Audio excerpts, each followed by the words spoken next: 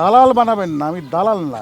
পয়সার বিনিময়ে আমি ভোট চেয়েছি, বলে যে উনি তো আগে নৌকার জন্য ভোট চেয়েছে, যেখানে টাকা দেবে সেখানেই গান গাইবো, এটা যেই হোক। তো 12 তারিখ সবাই তারেক রহমানের সালাম নেন, ধানের শীষে ভোট দেন। ফেসবুকটা গরম হয়ে গেছে। আমি আর মনির খান যখন ঠাকুরগাঁয়ে গেলাম, যখন আমাদের বক্তব্য ভাইরাল হলো, বলে যে উনি তো আগে নৌকার জন্য ভোট চেয়েছেন। আরে বেটা, একটা কলিগের জন্য ভোট চেয়েছি। মমতাজ আমাকে দাওয়াত দিয়েছিল পয়সার বিনিময়ে, তার অনুরোধে আমি ভোট চেয়েছি, তার মার্কায়। এখানে তো আমি কোনো দালালি করিনি কারো, আমি গান গাইতে গেছি, যেখানে টাকা দেবে সেখানেই গান গাইবো, এটা যেই হোক। এটা আমার প্রফেশন। দেশে যারাই রাষ্ট্রপতি ছিলেন, এরশাদ থেকে শুরু করে মৌলানা দেলোয়ার হোসেন সাইদি পর্যন্ত আমাকে পছন্দ করতেন, আমার পরিচয় ছিল। এবং আমি আমাদের নেত্রী তিনবারের প্রধানমন্ত্রী বেগম খালেদা জিয়ার সফর সঙ্গী হওয়ার সুযোগ আমার হয়েছিল 2003 সালে। জুস রাখতে আমার পছন্দ স্টাইলিশ ও ফুড গ্রেড আরিফেল চপ। জুস রাখার জোশ চপ। সেখানে তারেক রহমান সাহেবও ছিলেন, আমির খসরু চৌধুরী ছিলেন, মুর্শেদ খান ছিলেন ফরেন মিনিস্টার, অনেকেই ছিলেন। সবার নাম তো বললে বড় হয়ে যাবে বক্তব্য। তো আমাকে দালাল বানাবেন না, আমি দালাল না। আমি কি কাজ করি আমার এলাকায় গিয়ে দেখেন।